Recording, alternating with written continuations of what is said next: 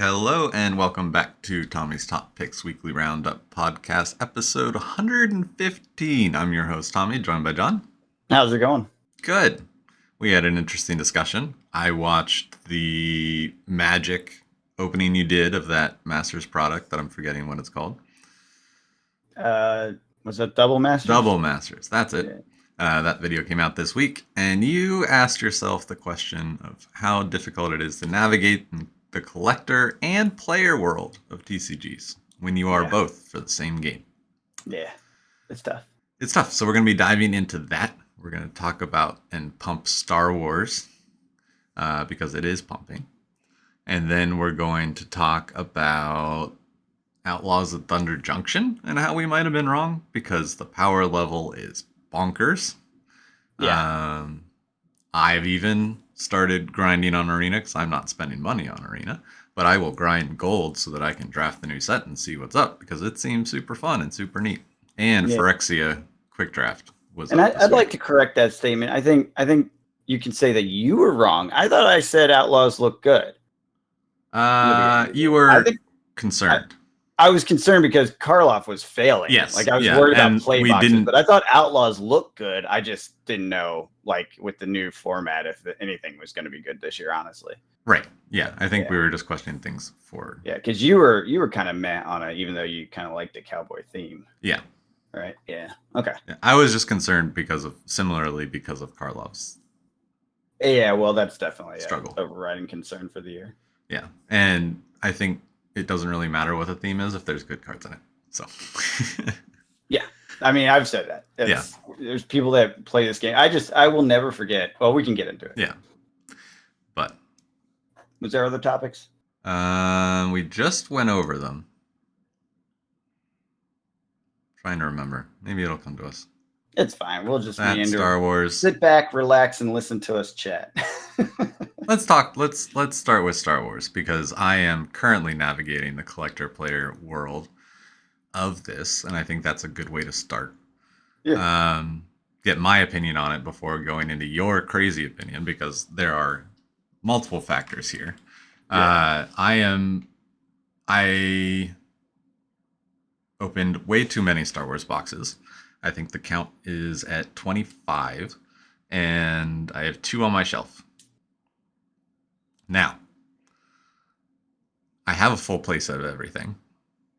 I opened 5 showcases, which is above the average rate. And of course, every single one of them was off camera, even though I opened a lot on camera. Did you? Oh, okay. I was like, did you even open any on camera? I know you opened a few, but like we did. We did some, and then we did one with you, and then I did one just after the day you dropped off stuff. Got it. I was just like, these are in my hand. I promised I would record some. I'm going to record some. And then I was like, all right, this video's gone on long enough. I'll open the last 2 boxes with my wife on the couch. And that's when we opened Leia. So, of course. Yeah. Of course. Yeah. Just got to dig a little bit deeper into the case. It's just how it always goes. That's the Tommy thing. It's a thing. It's a thing.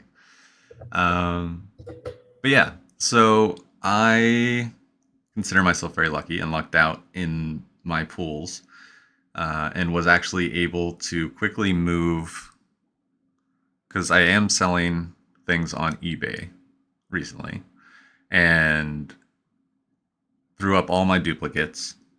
My Vaders sold day 1. I put them up. They were going for like 90 at the time. And then so each one of those paid for a box. I think I had 5 that I sold. And then Boba's, I had 9 extra. Then I got to keep my playset for Boba's and Vaders, I got to keep a playset of both, but like the fancy versions. So my Boba playset is all 3 hyperspace. And then, not foil. And then my Vaders are 1 hyperspace foil, which is as rare as a showcase and going for the price of showcases. A regular foil and just a regular Vader. So I got to keep my playsets of both. I sold some Lukes as well and a couple other playsets. And I'm basically back to break even. And I got to keep a whole playset, essentially. And all 5 showcases, which I may let some go. We'll see if they get to crazier prices, and they're ones that I'm not really interested in playing. Um, but I'm definitely keeping on my Leia because I am playing her. I took her to the weekly premiere this week, went 3-0, took down 2 Idens and a Palpatine. So, and the meta had changed, right? That's something we talked about. Like there was no longer the boba only. Yeah, so there were a lot more Bobas the previous week, and then I think a lot of people brought Idens to kind of counter the Boba. But then Leia kind of just sneaks in right under. That's nice. Both Bobas and Idens. Yeah, so, yeah, that's cool. What's really, I don't know, it's a mind game with Leia too, because they know that they can see lethal. They have less time to react to lethal because you're attacking with you have 2 actions to attack essentially with Leia. You attack with Leia and then you attack with another unit, or if she's not a unit, you can exhaust her and attack with 2 rebels in a row. And you usually are flooding the board with rebels, so it's not usually a problem, except the first couple turns. But if you have Rebel Assault in your hand, that lethal becomes 3 attacks plus 2, because you're giving 2 units plus 2, and one of those can be activated by Leia's attack. If Leia's out and you have Rebel Assault in hand, which is 2 variables, but yeah, sure. You can hold a Rebel Assault in hand until you get Leia out, and that's usually about the lethal turn anyways, when she comes out, or shortly after. So it's been, so what I've noticed about navigating the collector player world is it is a lot less tempting to open boxes when you have all the cards in the boxes. Well, that makes sense. Yes. But then I understand the dilemma, and we want to talk through the dilemma of I don't have the cards. There are cards in this box that I want, possibly. Do I open the one that I put on the shelf, or do I just buy the single? Yep. What do you think? The right answer is there. Buy the single. Yeah. Always buy the single. Always buy the single. The only time you don't need to buy the single is if you want to get like a play set or a bunch of different cards that you have a high chance of getting. Or if it's a brand new set and you don't have any of the cards. Well, yeah, of course. Yeah, that's kind of the ultimate version of what I just described. Right, because you have nothing and you want anything, so yeah. Yep, buy the singles, always the move. But what about box rarity? What about what's going on with the EV? Is it going to stay up? I don't know. With box prices going up, I think it's going to lose the inversion. I mean, when boxes were $90, I mean, the EV was insane. Yeah. And thankfully, I went crazy at the beginning when that was an option. I definitely wouldn't do that now with boxes at 120, 130. Yeah. Because that difference doesn't make sense. And so if you wait, I want to capture this for posterity because I want to know. Like I've often thought about this, especially during the Fab market updates, right? Yeah. Is it cases lead boxes, boxes lead cases? You can do a mini version with singles versus boxes, right? And in this case, the lack of boxes, I know this sounds obvious, but I want to think about this in terms of it doesn't always do this and why might it not, right? The lack of boxes drives box prices up to match an outsized EV, right? An inverted EV on the singles. So the singles led the way. They spiked first, turns into lack of boxes, turns into higher box prices, turns into lack of cases, I assume, turns into higher case prices. Yeah. So it starts with the singles and moves through the chain in order of, I guess, I don't know what they call that, efficiency. Yeah, it's almost like a wave where, and then the singles come down. Well, and that's what I was getting to. Like, when do the singles come down, right? That's when the market has too many open boxes on it, right? Yeah. And thus, what will you see first? Probably a reduced price on boxes first, I would assume, because that lack of demand there is the prelude to a lack of demand on cards? Or do you think the card prices will drop first Card because prices no will one's drop a buying little the bit. singles? Okay. Card prices will drop a little bit because new cards will come on from people buying the last of those $90 boxes, right? So you have to think about it. They're shipped, they're sent. We're still within the first 30 days. Next podcast is essentially 30 days from release. Yeah. And so we'll do a look at it there. Yeah, But because I bet you're right. Like everyone that wants it has it, right? Right, because there's a few outstanding here and there, but I didn't right. quite get my third Vader. Right. Whatever, So like I think Vader is a good example of this, where it was selling it was in the 90s, and then it dipped down to the 70s, and now it's back to 85. So I think whatever those boxes were are gone. Like they've gone through that system of shipped, received, moved.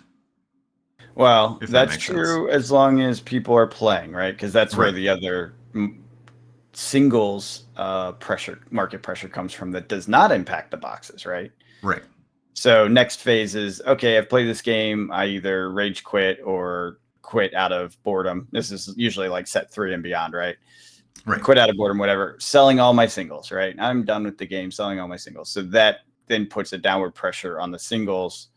But that typically doesn't filter into the boxes because that's based on a supply shift that has nothing to do with the playability, unless it's something like the game was broken by the designers, which we've seen that too, right? Sure. Yeah, So, and we don't know anything about what it's going to be like in set 3. So oh no, yeah, this is all yeah. uncharted. I'm just thinking, like I said, theoretically thinking Sure. through the different dynamics that affect a market, the box prices versus the cards versus the cases. I always wonder about that. And this is a good real life example where we're seeing a successful release, appropriate amount of supply, I would say, because I don't like these aren't $500 boxes; they're $130, right? Like They're that's a very MSRP reasonable place to be. 10. Yeah, exactly. Yeah. So well. And if you supplied. look on eBay, you can find them for 120. You can find them for MSRP. Yeah, and another wave coming right now, small probably, but there's still they're more gonna be supply they're going to be trickling doled out, so it's not done. Yeah. So I think they did a good job on the supply side of it. So this is what you want to see. This is a healthy version. So this will be my test against every future release that I see of any game to say, is it replicating kind of the model of price action that we're seeing? And what I've heard is some stores are not getting more at all. Why is that? Because they haven't run events. Oh, yeah, that makes sense. Yeah, they're supporting their event. They're supporting the event stores first. Yeah, that's and because the stores all turned around and were like, wait, we don't have any for limited events. We can only do constructed events now, and we don't have any cards to sell. Oh, so they actually looked at the data around. Oh, that's great. So the stores that pulled their boxes off the shelf to hoard and said, we're not doing limited events because we're going to hoard it, aren't going to get more product. So stores that did limited. Yeah, the stores that supported their community and built the game for the players, like a game store should, are going to get more product. What a shot. That's such a good model. How happy does that make the store to be rewarded for doing what's right? And not only that, it makes the ecosystem healthier because you have more players that then want more singles, that then want, like it creates an entire positive reinforcement loop. As the amount of people that I've talked to. How can they do that? How are they tracking that? Through they have the organized play system. Oh, that's how all the games are hosted, right? Yeah. So and then you have to put in what kind of event it is and stuff like that. Yeah. Got it. That's good. But each week it's grown. We're up to 20. We were up to 24 people this week. So plus 3. One more check box that they did right. They're John. This has been the best release of any TCG we've seen in the years we've been doing this. Yes. I really think it is. It is. I'm having a hard time imagining any other that did better. So I'm just this is why. And you have Mandalorian coming in the second set. Oh. Yeah, and that's a huge hype set. Yeah. Like people will love that. I know so many people that are Mandalorian super fans. So, and I know so many people that are looking forward to a Clone Wars set.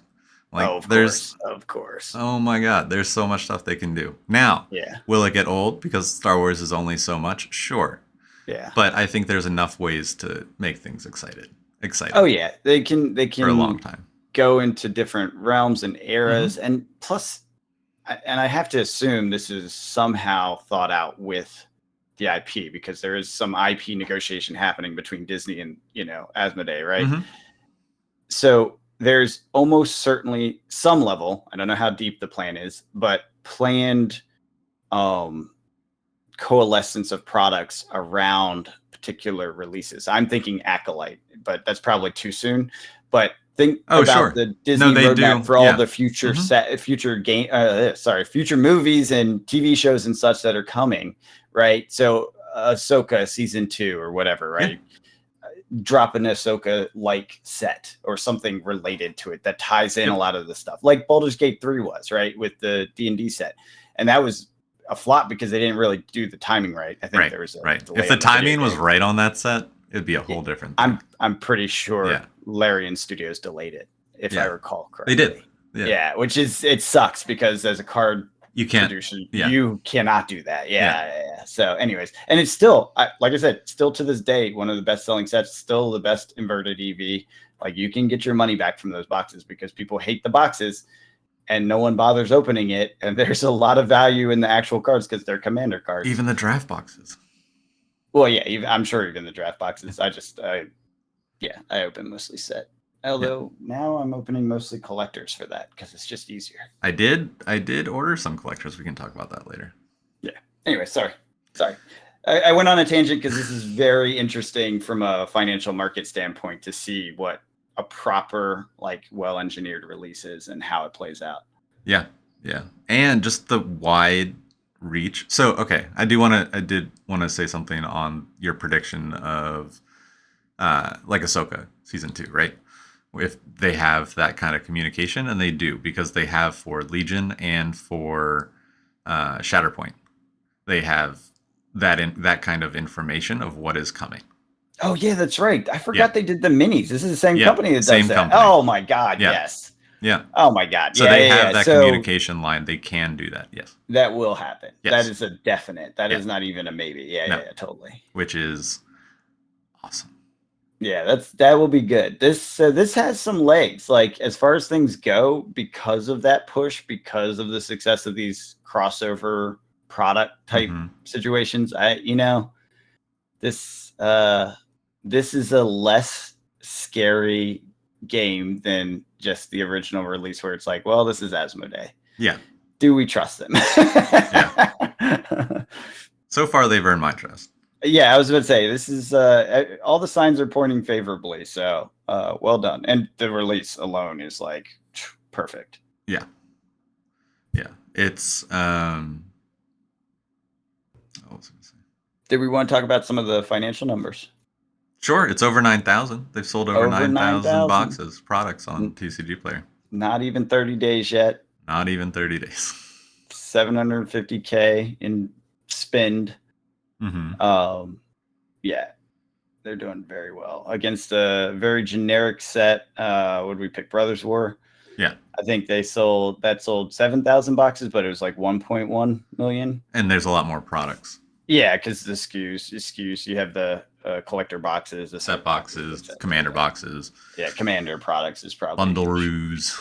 Yeah. So, but again, a full 30 days versus 3 weeks. Like, let's look at Brothers War in a week and see what that looks like. I imagine the buying is trailing off on Star Wars. Yes, it has. It hasn't stopped. But it has slowed for sure. Yeah. Fascinating. And the collectible stuff is slowly inching up. Yeah, I'm curious how that plays out too with the next wave. So depending on the size of the next wave, and I guess the rumor is anytime soon, I don't think we see a wave as large as the first wave though. Oh god, no. And I don't think any TCG should ever release a second wave as big as the first wave. No. Like very rare situation where that makes sense. Yeah. Like a total mess up. Yeah, I hope they don't have any intention of doing something like that. No, not that I know. Yeah, so yeah, I mean, I think we'll see some dips in prices here and there, but don't expect major discounts. No. And it'll kind of filter through the system. Yeah. That's wild. Yeah, because the cheapest showcase. Remember how IG88 was like under $100 or like just under 100? He's now Yeah. 200 Oh my god. because people are playing with the cards and they're finding decks that work. Yeah. Well, yeah. Meta to be discovered. Yeah, like Hera was all the way down in the like low 100s, I think, early on, or like Well, 160, that's just criminal. and now it's 420, 69. That's probably more fandom than anything. The price I is would think. 420, 69. Yes, I get that. I get that. You didn't see that coming. I didn't. I read it and then I was like, oh wait, that's Oh wait. There's only 3 on the market too. Yeah, they're rare.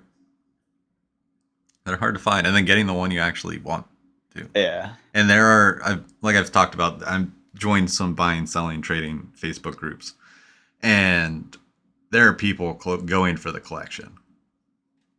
Yeah, of course. A lot of people that are going for the collection. I knew that from day one. Yeah. I was like, people will buy this just to have the thing that says Star Wars on their shelf. They don't give a shit what's in it. They will just be buying it because Star Wars. I did make a couple bids on a Han Solo showcase, but it went past my mark.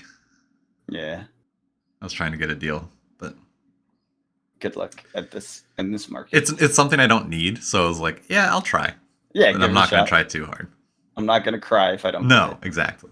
I have the one I want. Yeah. Yeah. There's a lot of Hans on TCG player. Mm-hmm. Yeah. A lot of Bobas too, even though it's so high.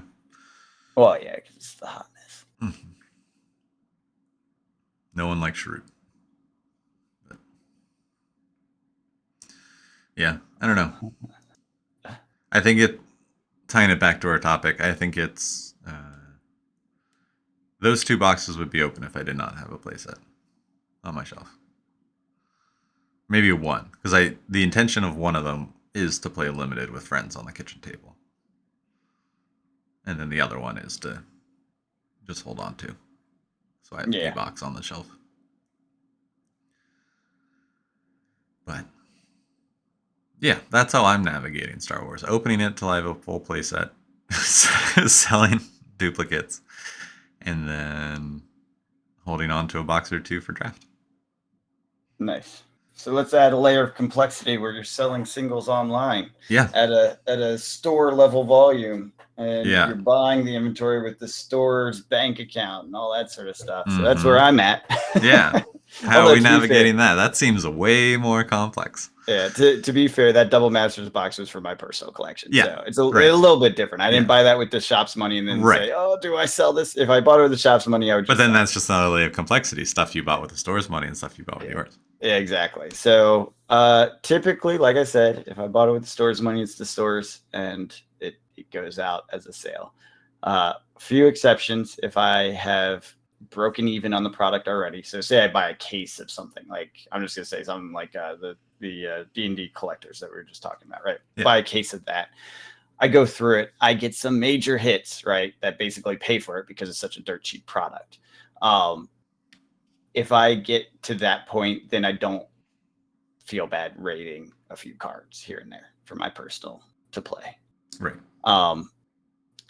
Reality, how do you choose what's valuable? Because especially with Magic, because everything's valuable. Not everything, but there's a huge variety of things that are valuable for different reasons at different phases, depending on what you're doing.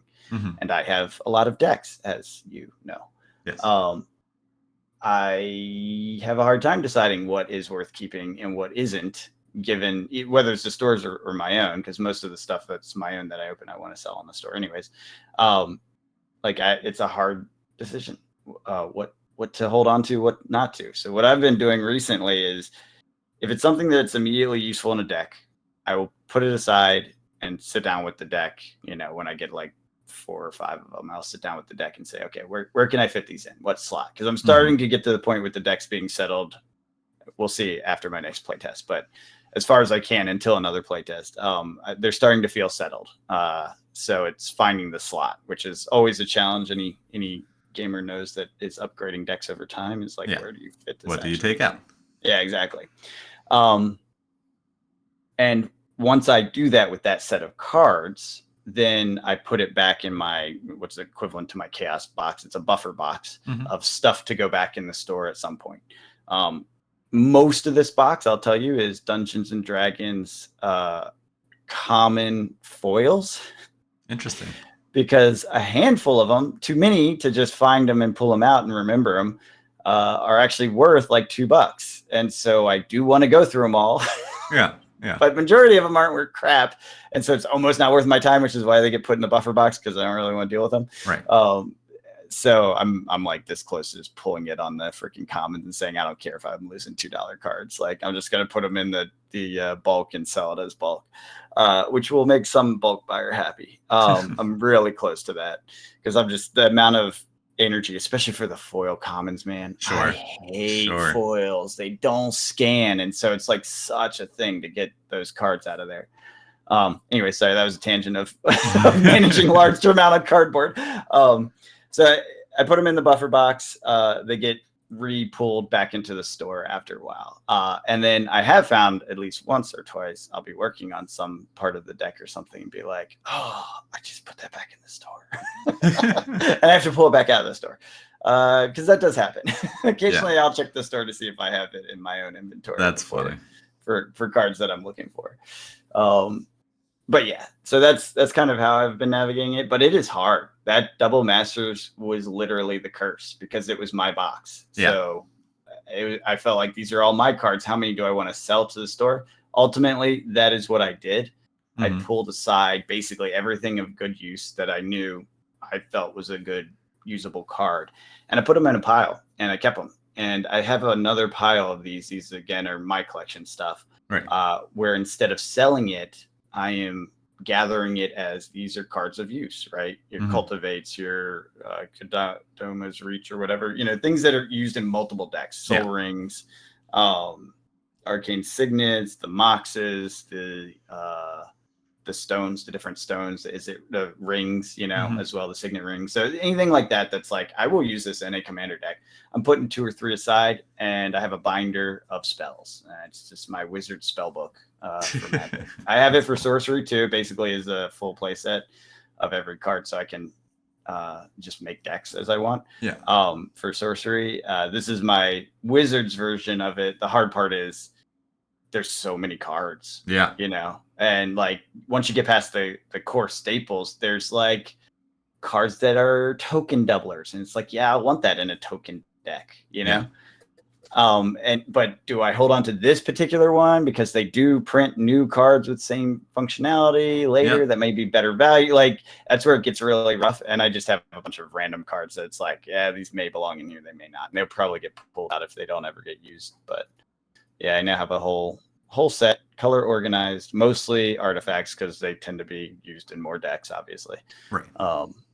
And that's how I've been navigating it. And I'm sure at some point in the future, it's too new right now because I literally just put that binder together. But I'm sure at some point in the future, I'll go through and be like, nah, this is crap. And they'll all go back in the buffer box. Yep. So the store gets the majority. That's how it works. Yeah. Keep the sales going.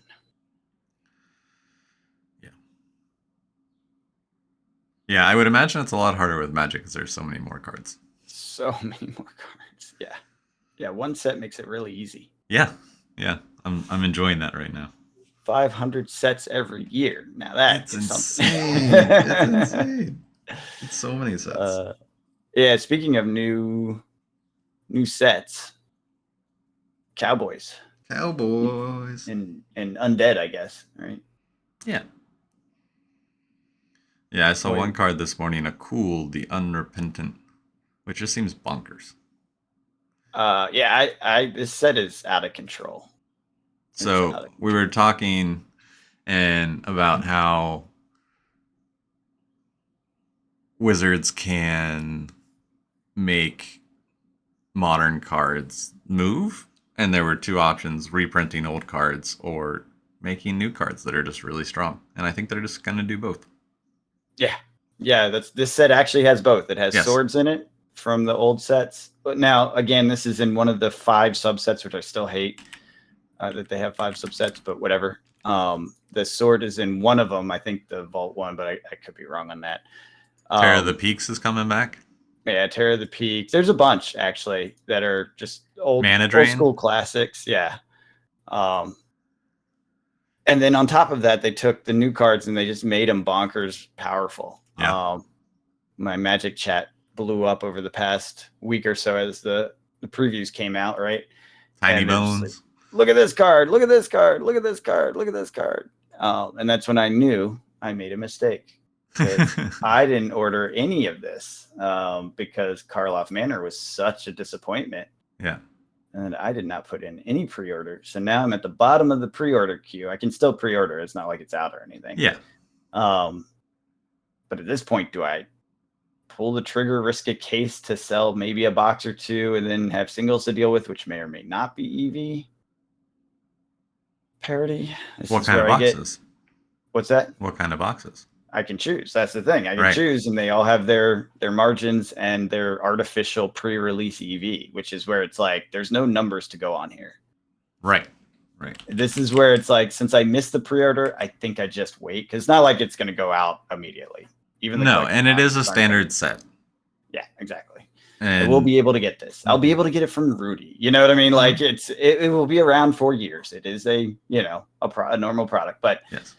When trying to do the math and what makes sense, I guess I gotta wait like 30 to 60 days for the EV to cool, post release, and then decide if I'm going to order it and pray I don't miss the wave. And it's like 30 days later, it's dead. Yeah, that's true too. It's a tough one. And with Magic releases, 30 days later is a long time. Like that is the next set is starting to preview.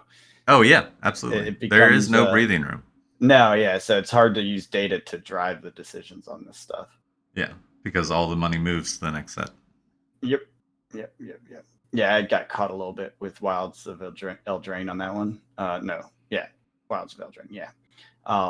Because it was hyped and hot when I got it. So I opened it up. I put it on the shelf. It moved really, really fast. I bought some more. By the time it showed up, it was not hot anymore. Ixalan had taken all the money out of it, and it was all running to Ixalan and then beyond. So yeah, which is fine. Like I don't mind. I still sell those singles all the time. They aren't selling like flowing out like they were. Yeah. So Bloomborough, and then that weird creepy one that isn't for pre-order yet. Right. So that's why I'm hopping on. I hopped on Arena and have been doing some drafts and getting my gems up and getting my gold up and getting ready for Outlaws, because the rest of the year, I think I'm on board for Magic and I might want to check it out. So, are they doing anything on Arena for Modern Horizons? Not that I saw. Okay. I mean, I'm sure they are. I wouldn't imagine. Yeah. Well, it could just go to Historic. Modern on there? It could go to Historic. Like that's where I to grind my gold and stuff, I built this crazy Nazgul Frodo Sauron's Bane deck that wins on like turn 3 or 4. Yeah. And I told you Sauron was the meta when you were talking about building that. I was like, don't do that. It's literally the meta. It's the grossest. It doesn't play that card. Sauron? It doesn't play Sauron. Oh, okay. It's black-white. Why is it a Sauron deck? No, it's Frodo Sauron's Bane is the title. Oh, Sauron's Bane. I'm sorry. Yeah. Okay. Yeah. Misunderstood. He's a 1/2 Frodo, and then you pay 1 white, 2 white or black, and then he becomes a 2/3 with lifelink, and then you pay 3 black, and he becomes, if the ring temp is at level 4, and he does combat damage to a player, you win the game. Oh wow. Which it's very easy to do when every Nazgul triggers it. Every other card. Oh, it is the meta deck. I'm sorry, it wasn't Sauron. It was Nazguls that are the meta. So this is well, I assume it's the meta deck if you're winning that easily. I do not win that easily. I win on Well, occasion. There are a lot of decks that beat me because I limited myself to only Lord of the Rings cards. oh, okay. Well, there's that. Yeah. And you didn't buy cards for it. No, it's So just I drafted a lot of Lord of the Rings, and so I had all the cards. So this is just a pre Tommy fun build. gotcha. Yeah. This And is and I don't really historic, care if I win or lose. It's just so I can complete the quest to get the gold so that I can draft when the new fair set comes enough. out. Gotcha. Well, and remember the best meta decks are really 60-70%. They still lose too. Right. But That's what I'm just how saying it is goes. this was a me concoction of fun Lord of the Rings cards. Gotcha. Yeah, the Nazguls are just gross. They're the Yeah. thing. Like Oh, absolutely. they broke the formats they were illegal in. Yeah. But also remember with Thunder Junction, so it can. I think it can go two ways. It could do an Ixalan, but I don't think it will. It could also just be a normal set somewhere in between Ixalan and Murders. Yeah, I think I would lean that way if I had to guess at this Yeah. point because their power level, I would say, is similar to what Ixalan did. It felt like that was a power level jump, and people were excited about the power of the cards. But it was also at what we would call older pricing, right? Yeah. So with the new pricing, I think that slows down even if the card value is really good. I think that still slows down the I adoption. agree. Because the play boosters. Yeah, it'll be interesting to see how these play boosters do. I am very curious because 140 is too expensive, but Yes. 120 might be Okay. just right for this power. I don't know. Yeah. I don't know. This is why I'm not so sad that I didn't pre-order it. No, I think this is a good one to watch. Yeah. But yeah, I actually picked up some Magic this past week. Oh shit! Like physical cards? Yeah. TikTok had its spring sale. Yeah. And I want to hear what you think of this. $197 for Ravnica Remastered Collectors.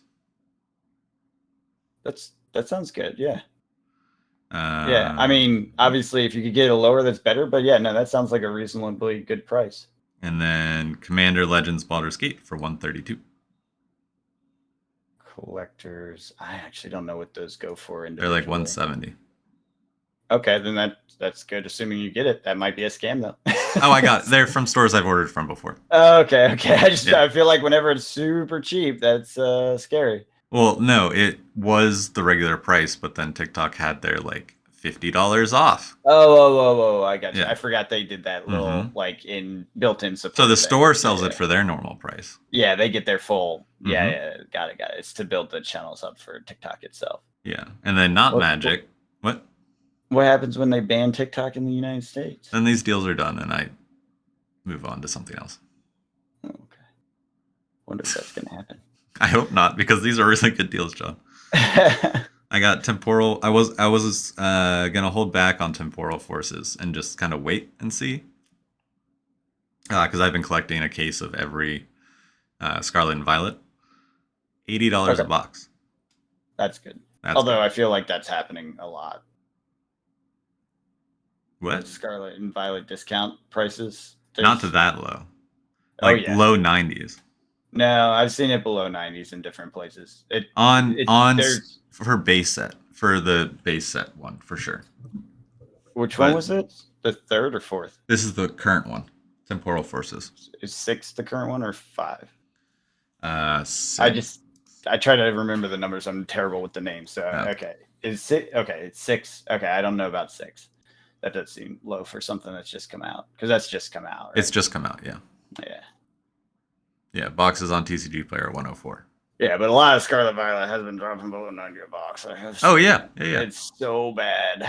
Pokemon is dead. It's not dead. That's when you buy it, John. As I'd say, it's not dead. If you listen to my last thing, that was my entire rant.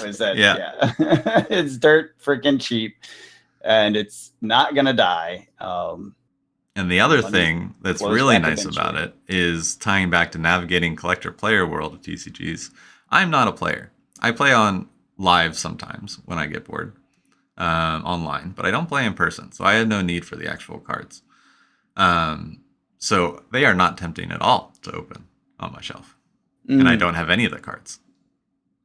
That's a nice little Like squirrel away your nuts for later thing. Right.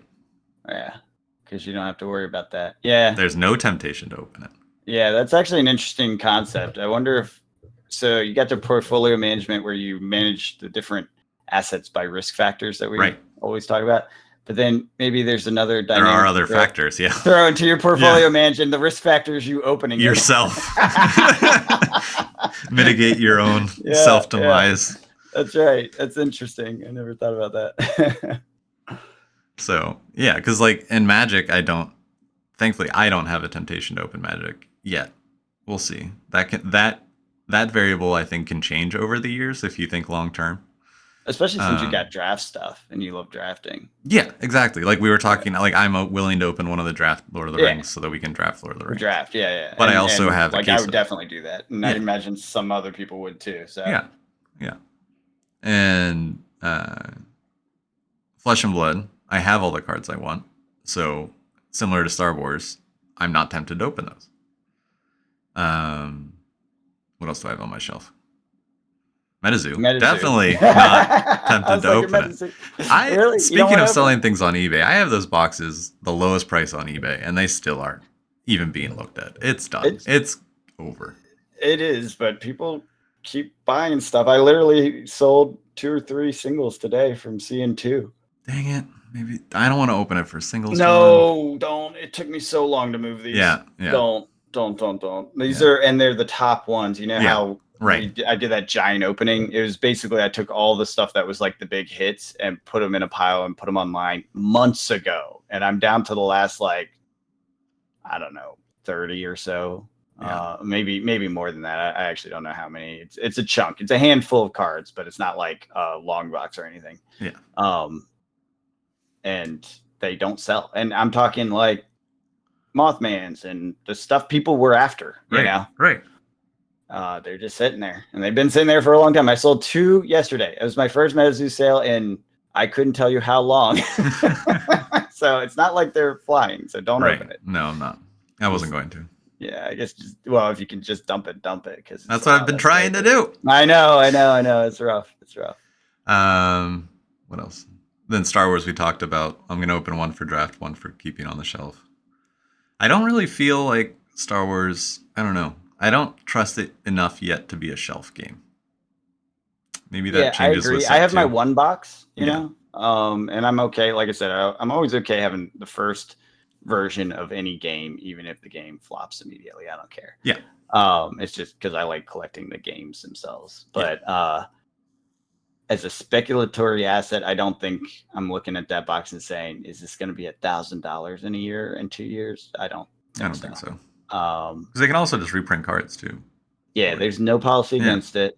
There's no reason to expect that they're going to let the boxes get out of control. Now, 5 years from now, when no one cares about set 1, yeah, it could be big. It depends on how big the game is at that point. Right. But that's true of every single game, every single set. Like at 5 years, it starts to become, well, how well do people remember this and how much did they love it? You know, and that's the value that you're assigning it, not anything to do with the cards or the availability of cards itself. And set 1 will have the longest running meta because people were playing it months before it came out. So I think there's going to be a lot of nostalgia for it. Good call. And the cards in it. So yeah, might be worth something at the 5-year mark. I'm not betting any money on it in particular. Literally bought it to put it on the shelf to be like I was there when that game started. I remember that nonsense. Yeah. The only thing I'm comfortable. I was pretty hesitant when I bought those boxes. I was like, I'll buy them because it's getting crazy, but I'm not really thinking this is exciting yet. Now you're glad you did. Yeah, I was wrong. It's exciting. I'm not jumping in, but it's exciting. They definitely did it right. Like there's a lot to celebrate on this that I was waiting to see basically at that point. I do plan on going just as hard as set 2 though. Makes sense. Yeah. But yeah, because I also just have a bunch of friends that want cards in our building decks and aren't planning on opening a bunch of stuff. So yeah, what's the story with the dual sons thing? Is that happening? Twin sons? Yep. I am going to work on that this week, putting those decks together. I just haven't had time with the holidays. It's Easter. We didn't mention it's Easter. Happy Easter, everybody. Yeah, happy Easter. But yeah, you gotta put some dates on the calendar, man. I'm starting Oh, to I book out know, in I June. know, I know, It's out I of know, control. I know, I know. We'll get some dates. Well, we can also do Tabletop Simulator. I have friends that are willing to do it over Tabletop Simulator. Yeah, okay. Well, that'll work in an evening or something. Yeah, yeah, and that would be easy. So I have friends that aren't local that are also interested in doing it. Oh, okay. Then definitely do that. Yeah. Yeah, I actually reloaded Spell Table. Speaking of playing remote, which I haven't done that since that was like 2020, right? Yeah. We were trying to Those were play the with days. cameras. Yeah, You yeah. remember that? Yeah, I remember. Because I have a friend that's remote that I would love to play with. Actually, I have a couple. And now that I'm playing again, I'm like, I would like to get some games in. I want to test this deck. I want, Yeah. So, anyways, I looked at it. It's apparently been upgraded. It's a little bit better looking, but still Spell Table. Yeah. All that. I was like, I don't know. Honestly, I don't really want to play I online. think that's the appeal to Arena for me. Is it's the best way to jam games online. I wish there was a way I could play my deck if I have the cards, so I don't have to pay $1 million to play my deck. Mm-hmm. And also wish there was Commander, which neither of those things are true on. I did hear. Wasn't there a rumor that they are adding it? Yeah, I think there's even stuff in the code that indicated that. But it seems like it'd be awful. Added. Why? Just waiting for turns. Oh yeah, well, so here's the thing where and waiting for everyone everyone that has an instant has to pass everything. Yeah, the little timer thing would be annoying, but there's the auto pass feature, which maybe they have implemented automatically.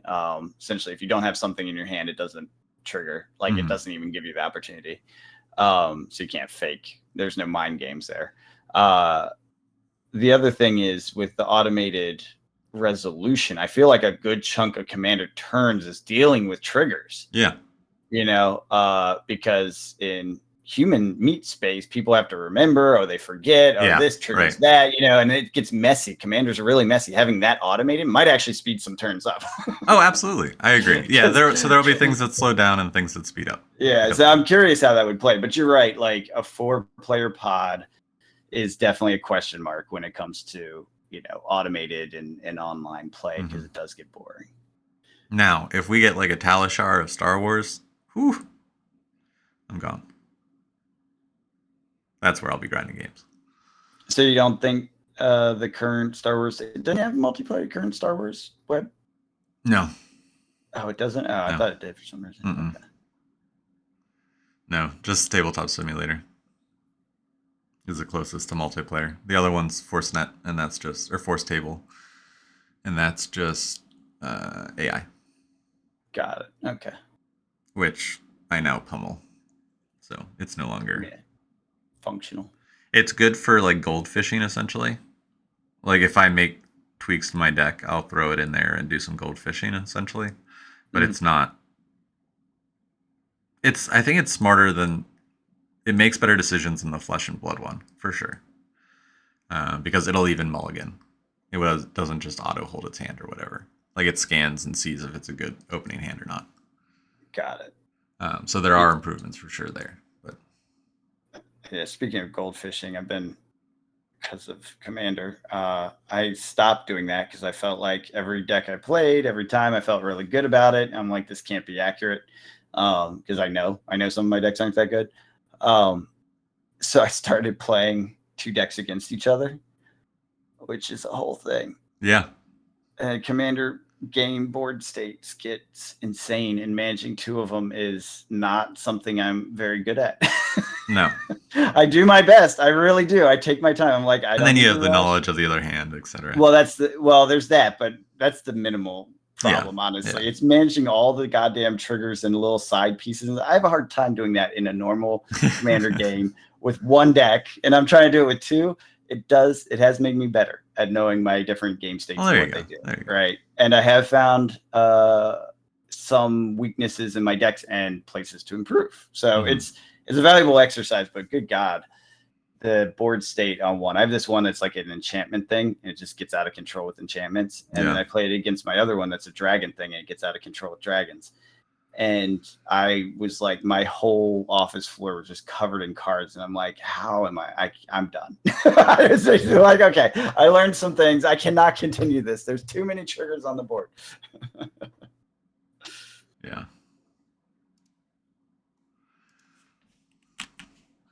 There was, speaking of enchantment, there was an Outlaws enchantment that I saw.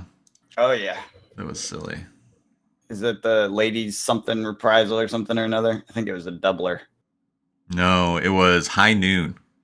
Oh. Each player can't, so it's one colorless, one white. Each player can't cast more than one spell each turn. And then 4 colorless, 1 red, sacrifice it. It deals 5 damage to any target. That's very expensive for that sack effect. Yes.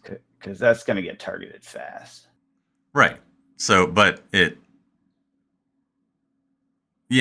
takes someone's whole turn because they can't play more than one spell each turn. Well, once it's gone, they can. Sure. Okay, so they play the removal to get rid of it, then they can play more and then play their turn. And then obviously you keep that mana open so you can do the damage when they target it. I imagine would be what you're trying to do there. Yeah, that's an interesting one. There's a bunch. The whole set is ridiculous. This makes me think of McCree. Overpowered stuff. Yeah, they do have a lot of that feel in it. Mm-hmm. It's true. From Overwatch. And Spree seems like a cool mechanic. Choose one or more additional costs. It's kind of like gonna be evergreen. That has to last because it basically just took boring sorceries and made them useful and interesting in a way that is very clean. Yeah, and different ways at different times of the game. Yeah, they've had modes before. Yeah, or like dual cards or. Yeah, this is a much cleaner way of doing it, I think. Yeah, it's exciting. They are evolving the game. I know there was a lot of downtrodden people because of Karlov. Karlov was garbage, but I have a feeling this is not going to be as bad, and it's just going to kind of ramp up through the year. Yeah. Yeah, it'll be interesting to watch Standard to see what happens. Because once the next rotation happens. Wait, what? Once the next rotation happens for Standard, and it's more of just these newer sets, does that do anything? Yeah, when does that happen, though? Doesn't it keep sets for 3 years? Yeah. I don't even know how Standard rotation works anymore. It's like 3 years. But I think it is this year.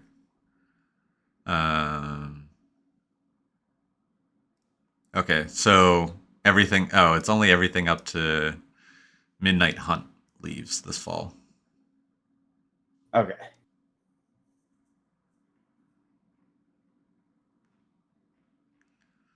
Yeah, so this fall will be the first.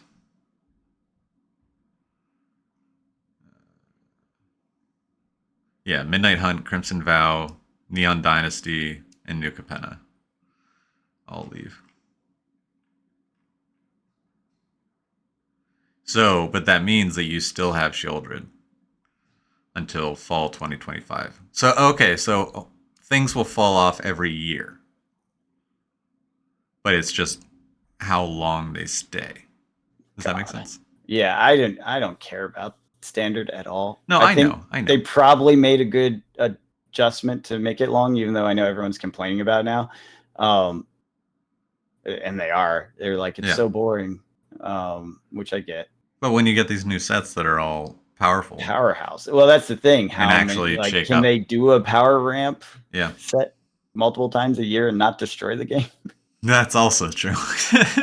Because that seems to be what might be happening by the end of the year. Because Modern Horizons 3 is apparently insane as well.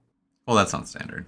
That is normal, yeah, exactly. But the preview cards that have come out are like, holy shit! Like this is gonna warp formats. Mm-hmm. So yeah, we'll see how it all comes together. Maybe it's their way of rotating Commander.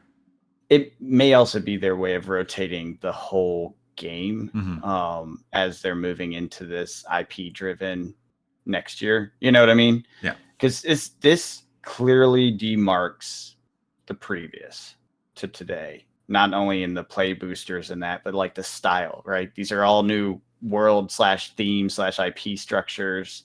They're really not copying what they've done in the past with these sets. They actually all remind me of was it Throne of Eldraine? The first time they did kind of a new world in a long time in that way, instead of like a story driven similar thing. And then Strixhaven was another kind of, I feel like those were kind of the test versions of what they're doing this year for the full year, where it's like these high theme focuses. Yeah. So now what does that mean for next year? I don't know. Are they going to keep doing it into next year? I kind of hope not, but I don't know. Yeah. Yeah, we only know through the end of the year, right? Yeah, correct. So, except don't worry, we'll get previews for next month. Yeah, I was going to say, except for Final Fantasy, which we already know about for next year, and the new Lord of the Rings thing, which we know about for next year. So, and Marvel. So, yeah, we know some things for next year. Wait, new Lord of the Rings thing? Yeah, I thought there was another Lord of the Rings set coming out. No, I think they said they wanted 2 universes beyond, like Lord of the Rings. I mean, give me more Lord of the Rings. Yes, yeah, please. I know. I was like, I thought someone said that they were. The closest thing maybe I'm wrong, or maybe it was a new wave or something was coming out. Okay. They were doing a new wave, because I know they said they want to make the is it the Commander products? One of the products like evergreen, so it will be printed a bunch of times. Yeah. Amazon had the special edition again for $350. Yeah, that doesn't surprise me. Maybe that's the one that they were talking about will continue to be printed. It has serialized in it, though. Does Outlaws have serialized? No, it doesn't. The holiday edition does not have serial. Yes, it does. What are the serial cards in that one? They're the poster cards. Those are serialized? They're serialized and non-serialized. Oh, I don't think I realized they were serialized. There are serialized cards in the special edition. Oh my god, it's too many products. I can't keep up. This is your game, John. Yeah, I know. I didn't think there was any serialized in the holiday edition. Mm-hmm. Yeah, so they can't reprint. Okay, well maybe the draft boxes or something is what they were talking about. Oh yeah, I'm sure that. Yeah, I imagine the draft box is going to be around for a long time. Yeah, someone was talking about how Lord of the Rings was a specific license that made it evergreen, so that they could essentially keep printing the boxes. We know there's a new set, but maybe I'm wrong. Maybe we get Lord of the Rings play boxes. I could imagine, like, depending on how long this license goes for. Yeah, it would not. Because they're going to put out another draft box. They're going to put out another set box. Well, they wouldn't put out a set box because that's not really a thing anymore. Yeah, right. They could reprint the draft box as is, but they could also make it a play box. Oh, you're saying, yeah, maybe that's what it is. Maybe they redo, or maybe they do Lord of the Rings remastered. 2 years later.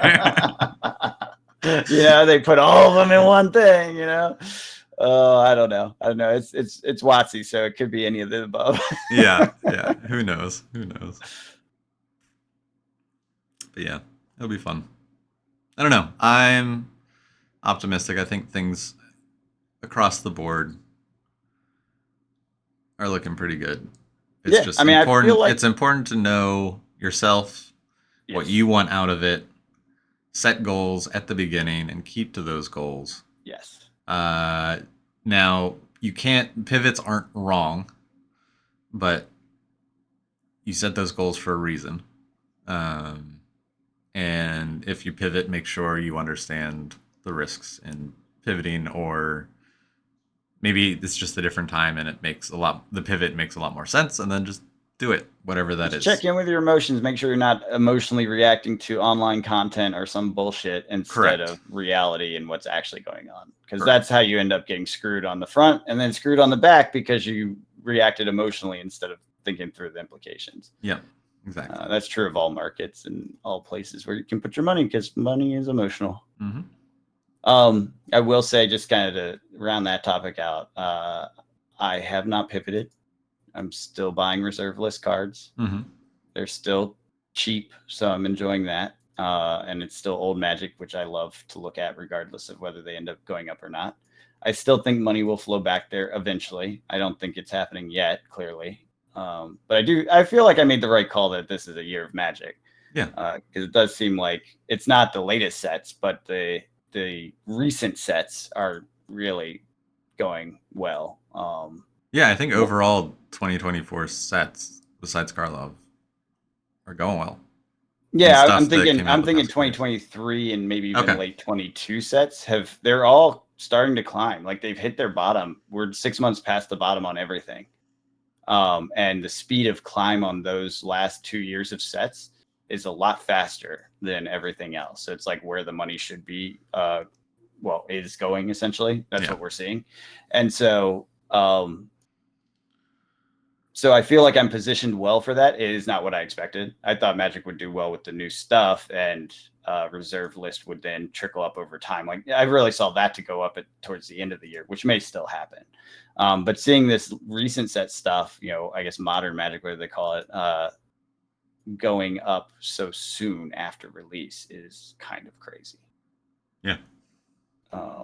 So we'll see. I mean, nothing's like in a 1K mode, like, oh my god, No, attendees everywhere. no. Nothing like that's going to happen. But the fact that Things are year-old stuff is stabilizing or actually moving bumping up up. is Yeah. weird. Yeah, that hasn't happened in a while in Magic because they overprinted everything. Right. And so it's like that's finally flushed. And at the end of that series of sets, they got it right, as we talk about with like Ixalan and Wilds. And so those ones moved up quickly. The stuff that's a little bit old, basically what happened is it triggered a frenzy. They're like, oh crap, we can't get these last few sets of this era. And whenever an era changes, people want that stuff. It's just like Scarlet Violet versus Sword and Shield, right? Yep. And so you start seeing the money flow backwards. And typically I'd say it starts with the older stuff going out first. And this is almost in reverse. The latest stuff has been much harder to get because they reduced print runs at the end of that series. Right. And so now, because that happened and it's recent, I think it caused a little bit of panic buying where people start going back further faster because they're like, oh crap, I can't even get the most recent set. Well, I better buy everything I can of these cheaper products. Mm-hmm. And it's playing out. And then I think other part of it is game driven. Because like I said, for the inverted EV stuff, everything Commander is gangbusters, Yeah. And Commander Masters was considered a kind of a failed launch. Baldur's Gate was considered a failed launch. They're both fantastic to sell singles from. Mm-hmm. So, I think it's just kind of money cycling through the older stuff until it's running out and disappearing. My God, did Magic actually pull off last year correctly and we were all wrong? No. I don't know.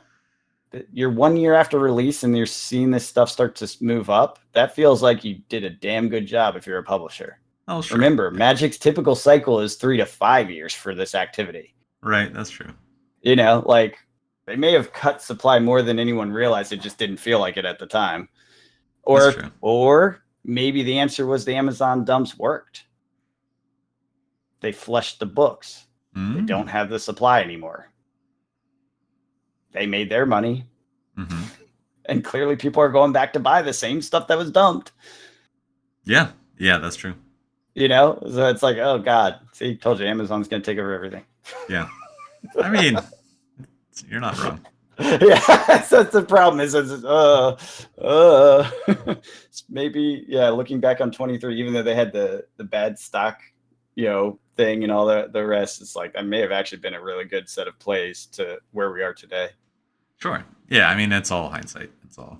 Yeah, well, of course, always hindsight. Yeah. All right. Yeah, it's crazy. It's weird. Anything else? No, that's all I got. I think we figured out how to navigate the collector player world. I think we're both happy with how we're navigating it. Taking a long time and a lot of lessons learned, I think, for me. Yeah, for sure. Mistakes have been made. Yeah. But, I mean, the longer we do this, the more I make sense of it all. I think just the longer you're doing this, and it goes back to the whole time in the market, not just like your products, but yourself. Yeah. How long have you been in it? How long have you been following? What have you seen? Because you can hear things. How many times have you been punched in the face by MetaZoo? Too many. Every single or time. another product. Like, that's what I mean. Like, time. Like, that's the thing. Once you get a few scars, you start to realize how things work and when to hype and when not to be too hyped. Yeah, exactly. When to calm expectations and when to go all in. Yeah. Never But, go all in.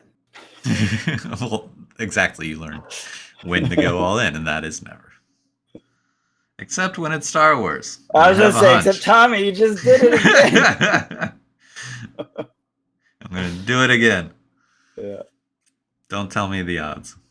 Yeah, that's right. Never tell me the odds. So, until next week when we talk about the odds, we'll catch you guys later. Have a good one.